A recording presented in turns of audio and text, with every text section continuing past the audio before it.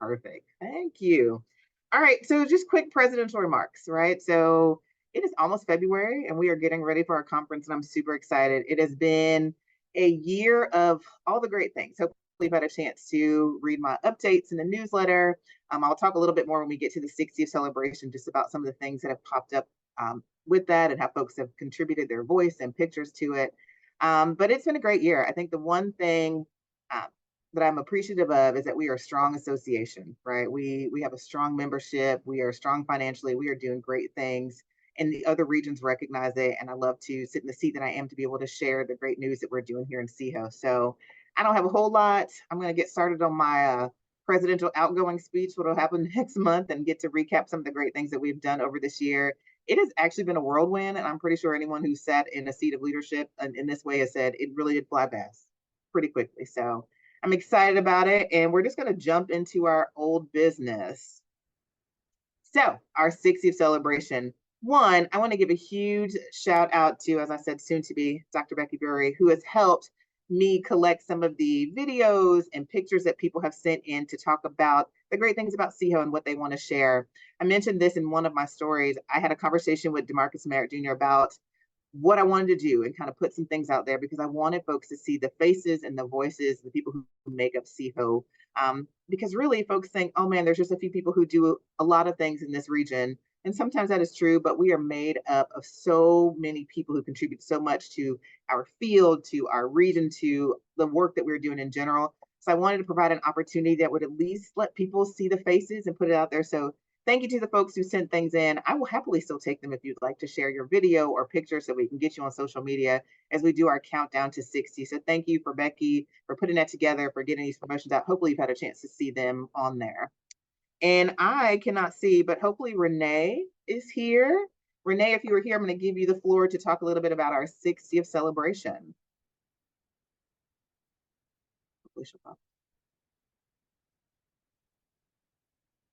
Does anyone see Renee? Okay. Then what we're going to do is come back to Renee's part because I want her to be able to share. Renee has been working behind the scenes to put our 60th celebration together and make sure that we feel all the love for the past 60 years as an association of all the great things that we've been able to do and highlight. So when we come back to Renee, but now I'm going to throw it over to Dr. Zach Blackman to talk about SEAHO 24. Good afternoon, everybody. Yeah, excited. SEAHO 2024 is just over a month away. And anybody that's ever sat in this seat knows what that's like at a month away. I eat, sleep, dream about SEAHO at these moments. But yeah, we're excited to welcome folks to Charleston February 27th through March 1st.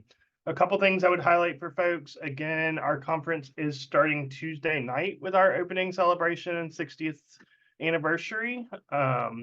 Wednesday morning, we're really excited about the intentional kind of connection spaces for folks to begin their conference in community, both by state functional areas, and then also some affinity spaces for folks to connect based on personal identities. And then Thursday, we'll have lots of opportunity to be in the exhibit hall with our corporate partners. So please make sure to thank them for being with us, visit them, etc. Some updates on numbers. We are, as of this morning, 720 strong. We only ordered swag for 750, but we'll make it work. Governing council friends, you may have to volunteer. 70 corporate partners strong, so we are hoping to max out our exhibit hall space. So yeah, things are looking great. Again, like Dr. Carter Atkins said, SEAHO is strong. Our conferences have boomed back from COVID and are stronger than ever.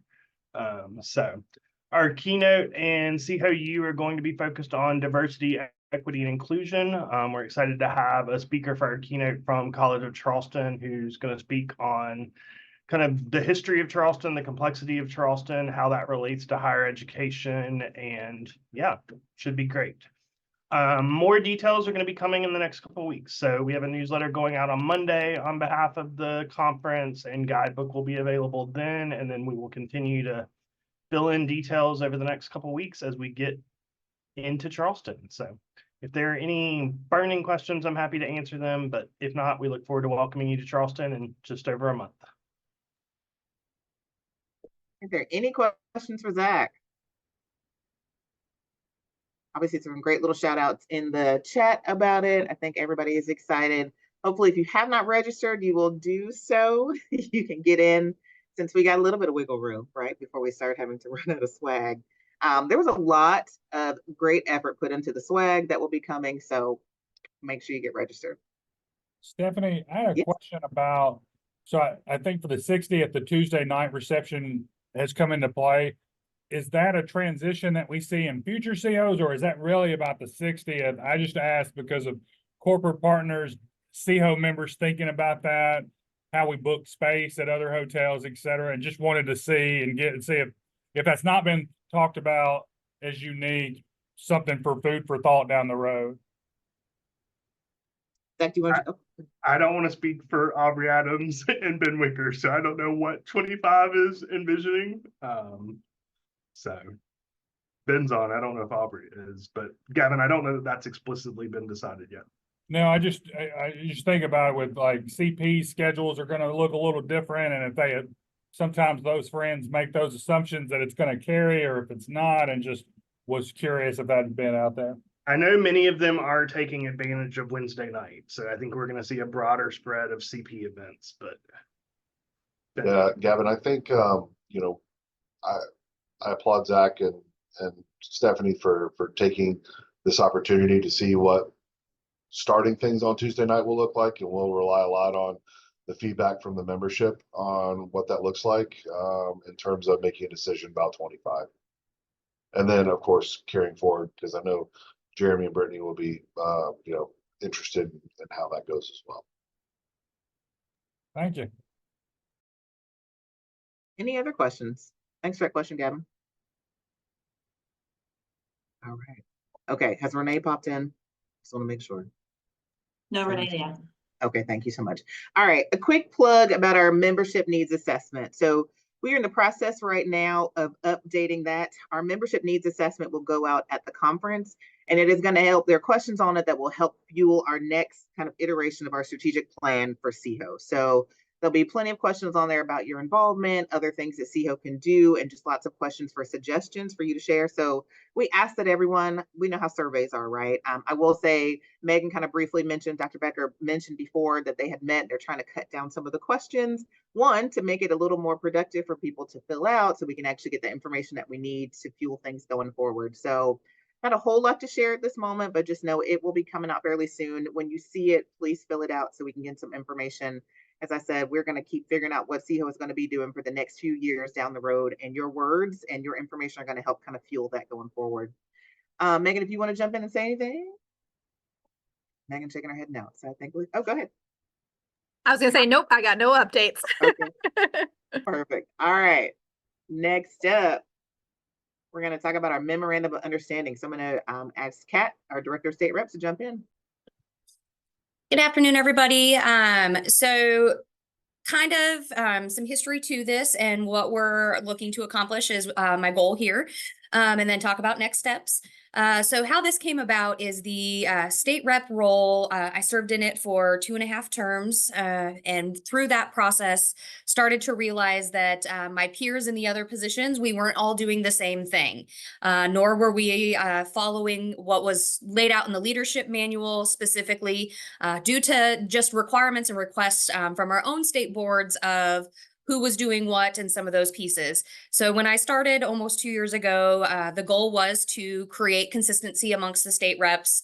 And as we started to dig into that, we started to see more pieces that needed to be brought kind of to clean them up, make them tighter. And then also during that time, we started to receive some requests for assistance from states. Hey, we're dealing with this situation. Can you help us manage our registration process for our state conference? Or we're struggling with this institution who houses our money, and how can we do that? So as a larger group, we started talking about what is our responsibility to our states.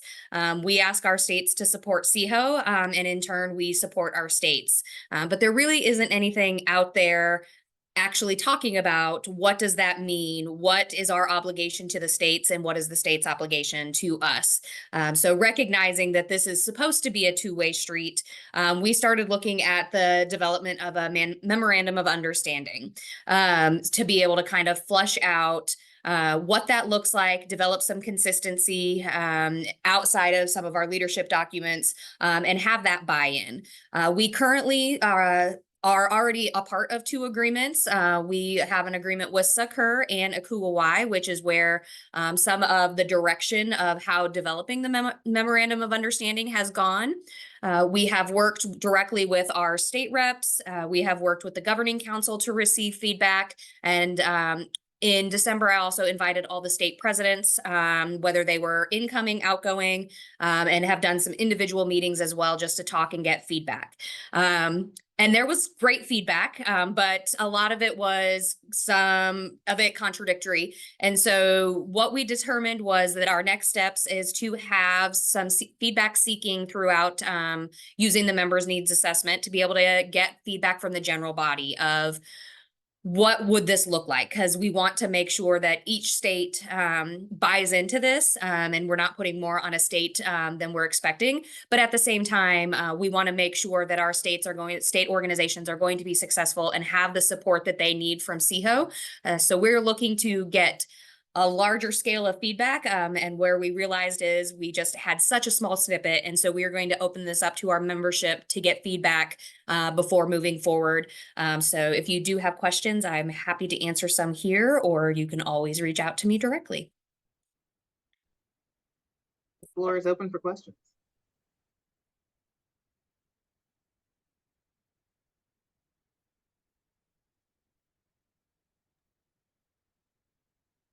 So just a quick question on it. Kat, are we going to, when is this going to be shared out to the states, and do we get to see a copy of it so that the states can help our state reps know whether or not it meets our needs?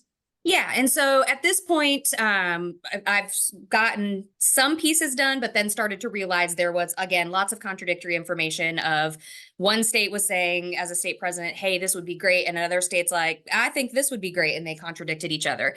So at this time, we're still in the feedback gathering of what those needs might be from the states.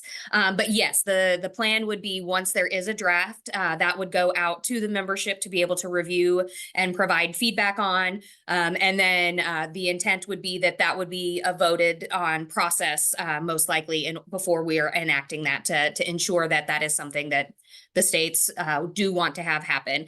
And so we're not at a place to share a draft because we're still in that feedback gathering stage. But as soon as there is a draft available, it will go out to the membership. Kat, I know you're transitioning off, but would it be logical or reasonable to think that mid-year would be a target date for having that draft for governing council to really consider? Thinking that probably around this time next year is when we want to be looking at approving that MOU. I think that is a very logical timeline.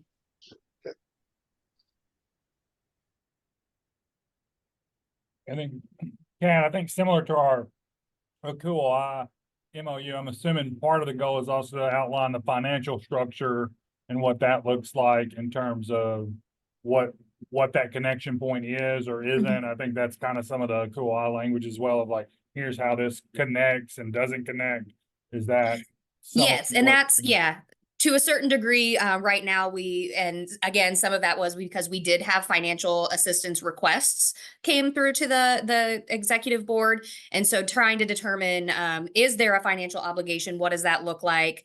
We know at this current juncture, some states are able and in a healthy state to be able to offer scholarships, but other states are not. I would never want to go to that direction of saying that a state who, is not in a healthy state would have to do that. And so that is some of those pieces where we're seeking that feedback of what should those pieces look like? Because some of it was, yes, we should be required to offer scholarships to XYZ thing. And other states are like, we're never going to be able to do that.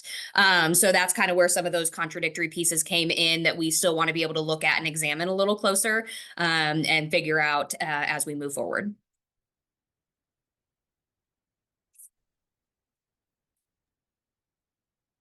Other questions?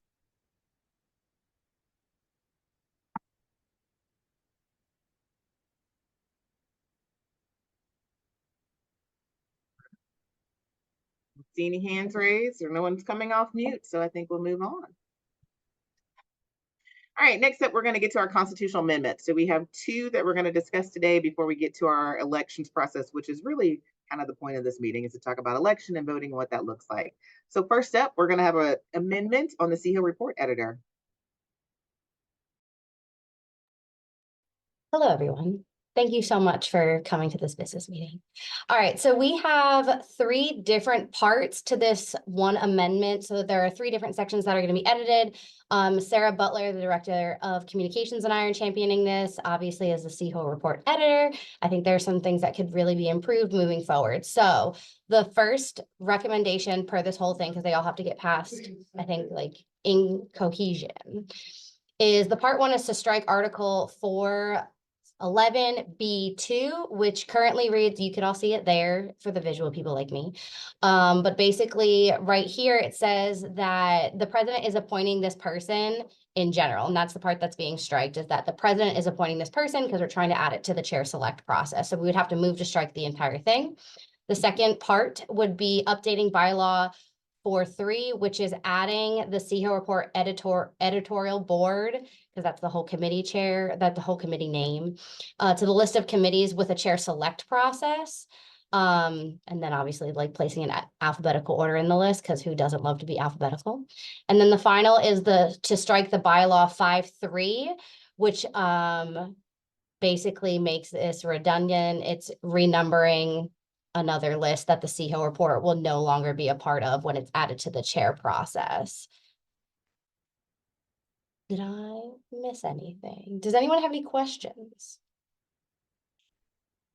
The only clarification point that I will add is when our SHOs do receive the ballot regarding this constitutional amendment, each of these parts will be listed separately in terms of accepting or declining this change. So just know that they each will be listed separately, but they do all work in tandem.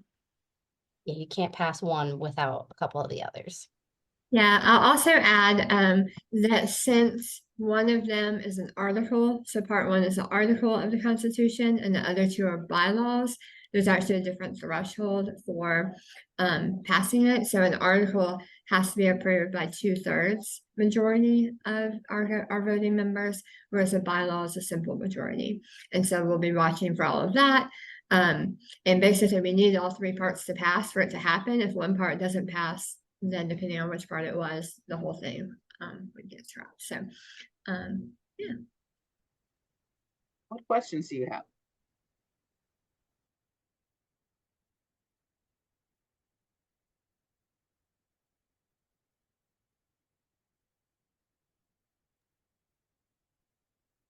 Such clear communication. If there are no questions for this process, we'll take it. I'll circle back around after our next amendment too, just in case there are some crock pots who are thinking, right? Kind of marinating on what you want to ask about this, and we'll give you a chance to chime back in. Get it. All right, amendment number 2. So you'll see Dr. Megan Becker and I are the champions for this. I will say, Ben and I sit in on some meetings with the CUHO-I with the other regional presidents, and we did have a conversation at one point just about, whether there are folks in elected or appointed positions that just, feel like they have too much on their plate, and perhaps SEAHO is just not getting the love we need it to do, which is fine. We are all in volunteer positions here, right? No one is getting paid to do this work. We all have full-time jobs that provide us with plenty of things to do. So sometimes SEAHO falls on the back burner, or it just doesn't become a priority. So we fully understand. But what we wanted to take place is to have an opportunity to be able to, if someone does not take themselves out of the running, that we are able to perhaps we're able to do a vote to say, you know what, like, I get it, but we've got to have a harsh reality to get you to the place of coming out of the position you're in. So there is 2 parts to this. So as it says, the amendment will add a new bylaw placed between bylaw 5, other appointments, and bylaw 6, fiscal management, then renumber the remaining bylaws accordingly, since we're putting something new in there. So position removal. So the first part is for elected positions. Failure to satisfactorily perform the duties of the office or position to which you have been elected including elected officers, committee chairs, and committee members, will result in a vote of removal from the position. A 2/3 majority vote from the executive board is required to remove an individual from their elected position. The next part is the appointed position. So the language is fairly much the same. 2/3 majority vote from the executive board is required to remove an individual from their appointed position. So obviously this is us taking a stab at what we think needs to happen, right? To be able to kind of make sure we're getting someone who has the time and the space and the capacity to step into this role. If someone is finding that they cannot do it and has just not come to that realization on their own, and let us know that they need to step back from their position. My hope is that we don't have to come to this, but obviously there's a need, and we just need to have something in place in our Constitution to be able to say so. The language is written obviously for the executive board to be able to do so, because for most of these positions, we are probably the closest who get to see whether someone is doing something or not, because whether it's a committee chair and they're running through our director of committees to say, hey, so-and-so is just not showing up or has just not been responding to emails, or, you know, maybe it's one of our elected positions. Maybe our past president has said, you know what, I've done enough. I've given SEAHO all my time. I can't do this anymore. The executive board is probably the closest to be able to see folks on these levels or be able to have information brought to them to say so, which is why the language is written as executive board and 2/3 of that group. I'll open it up to questions for Megan.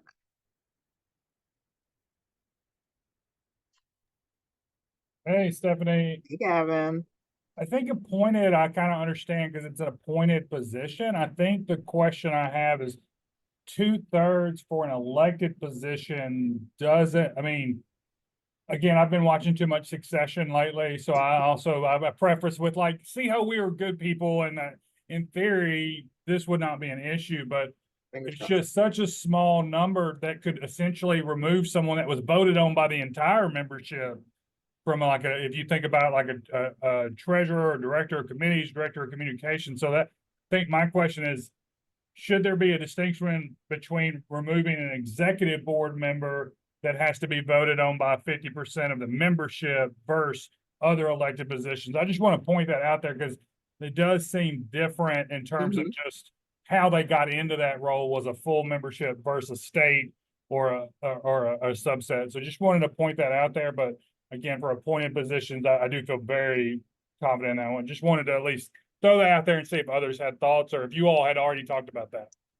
We haven't talked a whole lot. I appreciate the thought coming up, right? I do, you know, once again, as you said, my hope is that it doesn't have to come to this. My hope is also, if you are elected or appointed in a position and you just realize you just don't have the time, like that you have come to that realization on your own and just not kind of dragging it out, right? My hope is, and I will say in situations or things that have come to mind when we thought about this, was we repeatedly tried, right? Whether that's email, phone calls, or just trying to be in touch with folks. Hey, tell me what's going on. And there's just no response or anything. So it's not like, you know what, one strike and you're out of here kind of situation. We actually want to run through what is happening.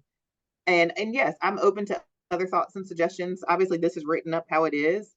If it doesn't pass, I think there is still I do think we will need to have some language at some point, right? Whether it is voted on in this iteration or when Ben steps into the president role, we're back at it again and perhaps things change.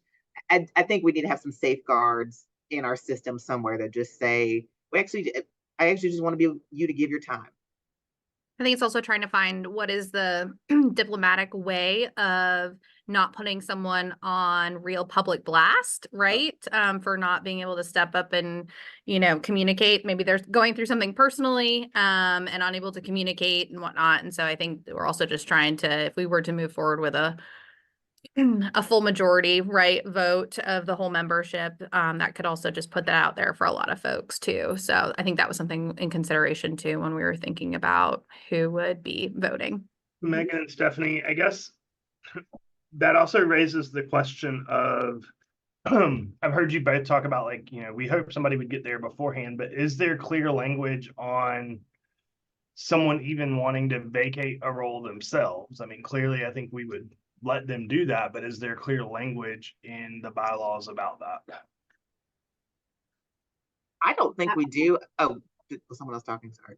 I don't think there's clear language. I could be wrong. Someone tell me if I am, but I think the attempts that have been made have been more of the informal, like, I'm reaching out, right? As Megan is in her role as committee chair or a director of committees, like I'm just trying to figure out what's going on. I just need some assistance. So it's been more of the informal, which is what got us to the point of saying we actually just need to have something in writing.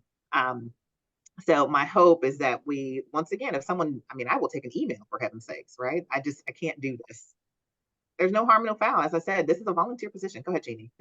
Yeah, no, I was just gonna answer that question. The only thing that's in the bylaws about this, is vacancies. So there's a section about vacancies, which specifically is about the president, president-elect, and, executive board, kind of broken down. It just kind of explains if the president can't fulfill their duties, who would take over. Same Right. thing with president-elect, the same thing with the executive board member. So it doesn't really list out like how they would announce that they're not doing it, but it does have, explanation of who then would take on that role. And I think that's the difference too between the Constitution, which is what we would vote on, what we're voting on here today, or talking about voting on here, versus the leadership manual, which is a much huge, like bigger document that has the minute details listed out. So this would be, we're putting these two sentences in the Constitution, and there would be a corresponding entire, probably 2 pages worth of information in the leadership manual explaining how this would then happen. Does that make sense? Jeannie, that actually makes a lot of sense because my thought process is I actually think that this is truly needed just to say, hey, there's sometimes just kind of that clear definition of if it's not working, being able to kind of protect SEAHO's interests and get someone in who does have the time and different things. And so I love that piece of it.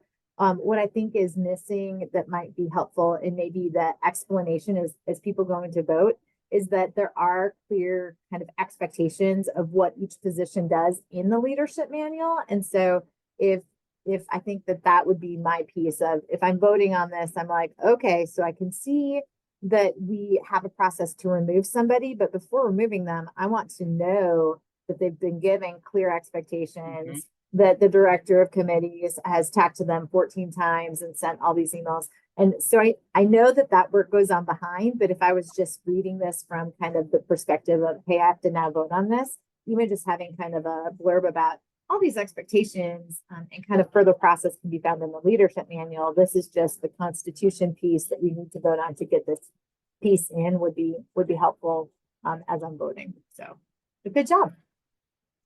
I think Caitlin or similar to Caitlin and what Caitlin and Sarah shared, is this a bylaw 6.1 is voted on and bylaw 6.2 is voted on, or is this a all as one voted on? Currently, the way we had it in the ballot is set up as the whole thing, since it was a whole bylaw. But we can stick around after and talk through that if we need to. I do want to draw attention to a couple of questions that came through the chat real quick, just in case they didn't get answered. The first question we have is, do we envision a notification/response period for the member who's being voted on?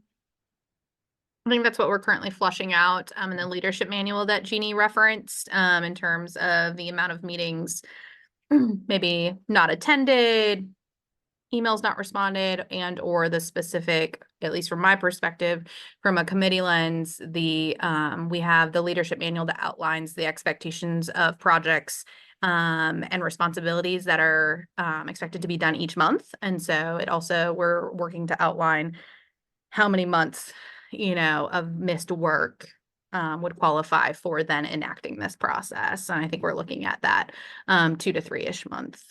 I think that goes No communication. I think that goes hand in hand with the next question, but just in case, would there be a chance for the person to explain circumstances behind their lack of attentiveness or whatnot? Absolutely.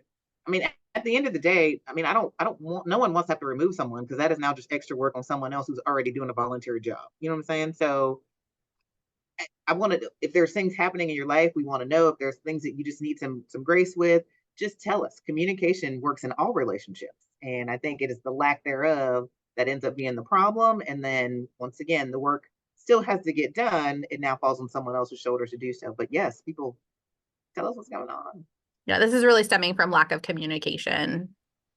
And I think this next point is just a point for us to continue to consider as we flesh out this process. The next question I have is, how does someone not on the executive board bring this up to the executive board for discussion or consideration?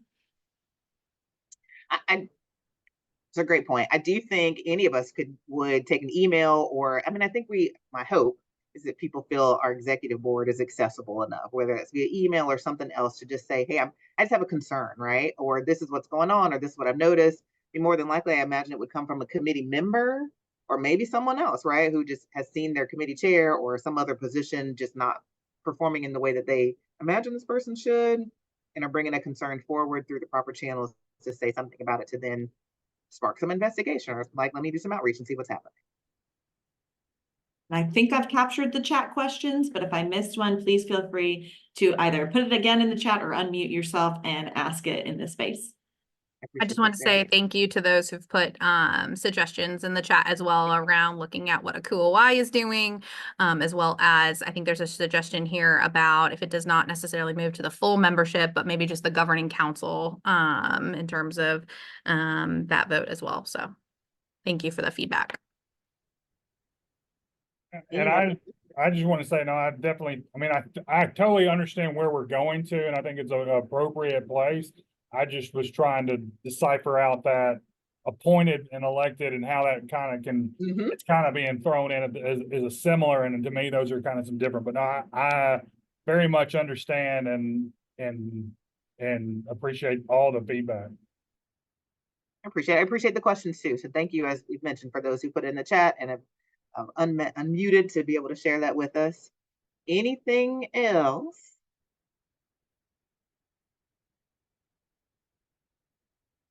All right, we'll move on to our next one. We're going to talk about voting. Do we want to talk about voting, or Renee has arrived if we want to talk about the 60? All right, we'll rewind and go to Renee.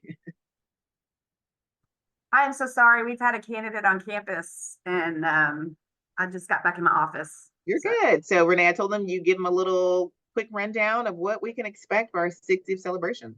All right. We are planning a big fun party on Tuesday night, and there will be a photo booth. And I don't know, did Becky cover some of this already? No, my only shout out for Becky was about her helping with the spotlights and things that we're doing. So you were all about the party. All right, excellent. So we will have some cupcakes. We will have some music. There are going to be several awards there because there's just so daggone many awards. We got to spread them out. So most of it is just going to be a party. It's not going to be like a big, long session, except for Stephanie will do a welcome, which she assures us will be very, very short. And then there will probably be a little bit of housekeeping, but then there will be some awards. And so we're going to try to get through those awards as quickly. The rest of it is going to be basically just a time to really enjoy each other, talk. We will have some pictures and different things flashing to show, to remember things, but for the most part, it's just a big fun party. There will be some items on the tables that will flash us back through 60 years. Lots of balloons, lots of fun. It's a birthday party is what it is. We're not doing quite as much, not even near as much as we did at 50. We expect that will happen at 75. But we're trying to be budget friendly this year, but still give a chance to really celebrate and bring in a new kind of way to open up SEAHO. What questions do you have? Renee, if people have pictures from any of their time, please send them to me. I am trying, and Jerry, I'm pointing at you. I'm looking at you, friend. I need as many pictures as possible, especially if you happen to have some in your possession. I may have stolen some off of your Facebook pages. I'm not going to lie, you might see some of them, but anything that predates the cell phone era and Facebook era, because I don't have anything except for maybe 2 or 3 that is like before the year 2000. And so we need a lot of that. So if you have some fun things, I know Shannon, you got to have some stuff in your reservoir. Please send them to my email. I'm going to actually throw it in the chat so you have it. Yeah, I see that that shout out, and I was about to go there too. Renee, there was also a question about food, since we're talking about kind of okay, food. It is I'm gonna call it Tapa style. So food in Charleston, as I'm betting you've already heard, is very, very expensive. We had hoped to be able to bring more of a food truck kind of feel, but we couldn't make that work in the budget. So there are gonna be a lot of heavy hors d'oeuvres is what it's gonna be. And they originally, sorry, hey Richard, they are going to be more fancy style, party style than they are Charleston style. We originally had talked about trying to bring Charleston to the event, but Charleston is coming to the event and all the other meals. So we want this to be different. So this is just going to be heavy hors d'oeuvres. And there will be options for vegetarians and all those. I would start saying what the menu items are, except that I don't have it in front of me and I don't want to lie. I know there's some shrimp involved. I know there's some beef involved. There's lots of bread involved because that's affordable, and cheeses. So there is a cash bar. We looked at doing a toast and giving everybody a drink for a toast. That was going to cost us $8,000 just to do that. So we opted not to do that. So you will buy your own drink if you want to toast, or you'll toast with a beverage that's there, that's free, that's not alcoholic. So that's the plan on that. There's so many new faces on this. This is so fun. I haven't seen a lot of these. I know, right? What other questions what y'all might have for Renee while she's here? Yes, alcohol is very expensive, so. No questions? Probably need to warm up a little bit. All right, no questions, so we'll move on. Obviously, Renee put her email address in there, send some pictures, send some things so we can have lots of things showing that night.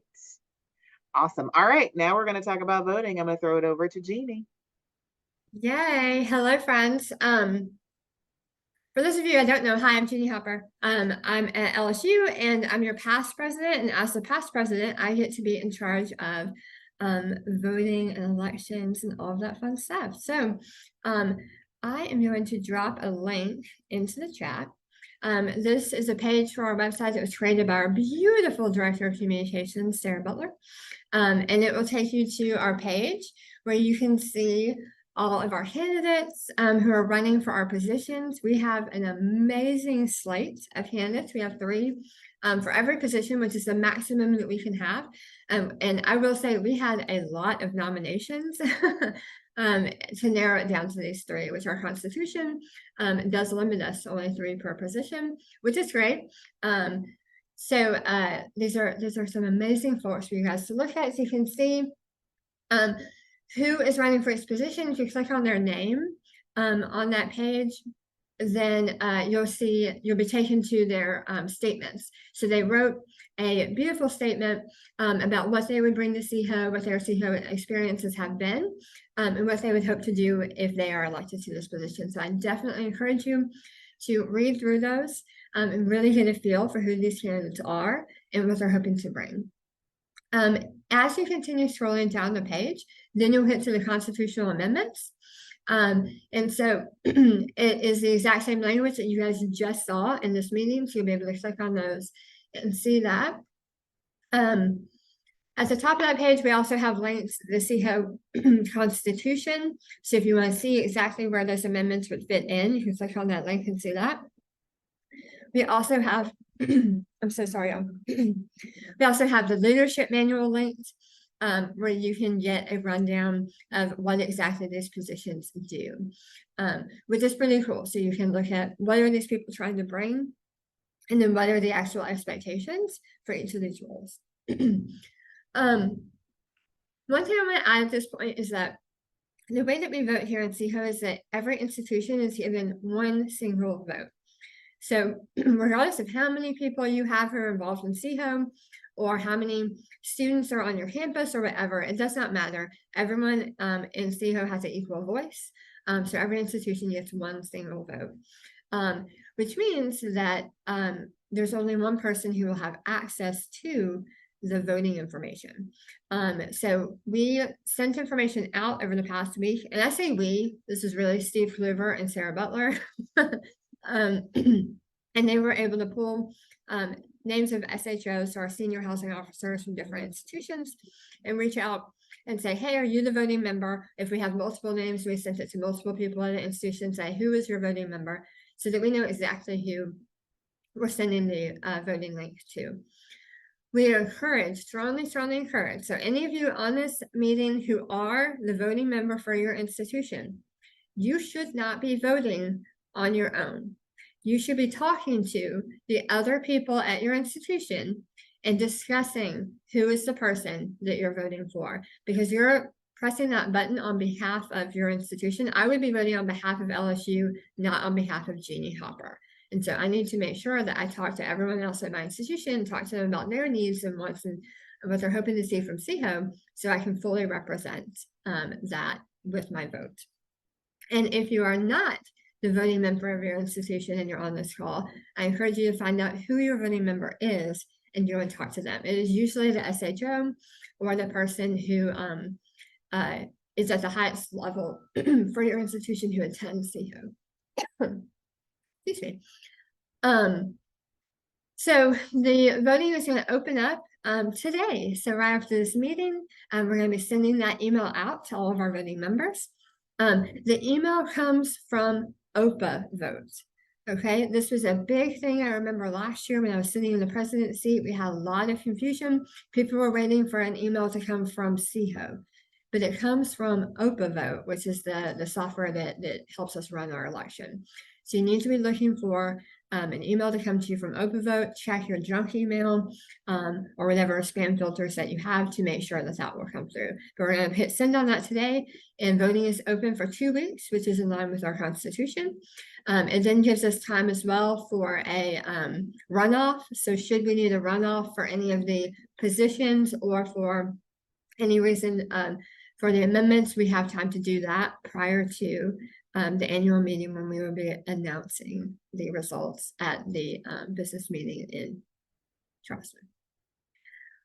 That was a whole lot. I feel like I probably skipped over something. So do we have any questions? That was great, Jeannie, first of all. Yes. Questions?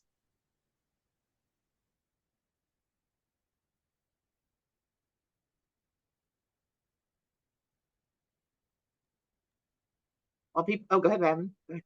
Jeannie, your mention of runoff, is that built into the original vote, or are you talking about a whole separate vote if it was to need a runoff? Yeah, so the way the OPA vote works, you're actually going to be able to drag the candidates over. So you'll be able to, so for president-elect, you'll be able to actually put all 3 of them in your vote, in your ballot, in the order in which you would like to see them. So it should automatically do a runoff for us. However, some of you may remember it was only like 2 years ago where we had to do an actual runoff at the meeting itself live, because not only was the original election a draw, the runoff was then a draw. So then we had to do that. So that's why we built in a little bit of extra time. So should that happen again, we can do it, because we felt a little bit bad about doing that election, that final runoff live, because not everybody was at the meeting who had done the original vote. And so we want to make sure that we're hitting everyone. So we're built in a little bit of extra time in case that happens again. Great question.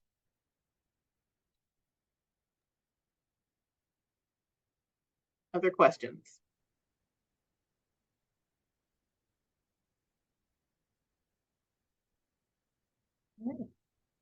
I will say there's no wrong answer. We have such a great slate, as Jeannie said. When you click on it and have a chance to read through the statements, one, I just applaud anyone for nominating someone to be in office, or for accepting that nomination, for putting it out there. It takes a lot to stand up in front of your peers and write things out and have people vote on you, right? So I just applaud the slate, I applaud the process, and appreciate it. So any other questions? One thing I forgot to say, we do send automatic reminders. So if you're the voting member, that one email will come out today. In 3 days, if you haven't voted yet, you'll get another one. If in 3 days after that, you still haven't voted yet, you'll get another one. So we are strongly going to be encouraging people to vote. So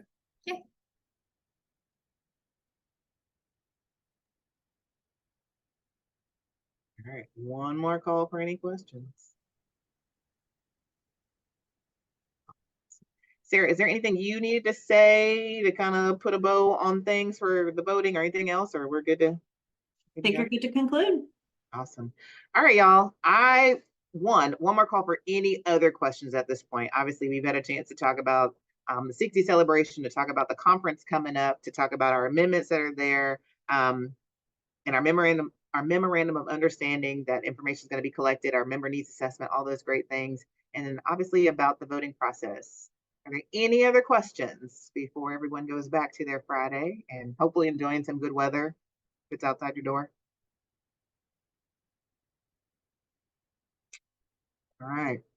It is 1:17 by my Apple Watch, so I'm going to go ahead and conclude this. We hope to see everyone in Charleston next month. Thank you for coming out to the meeting. I appreciate you all. As I've always said, you're the best part of SEAHO. Thanks, y'all.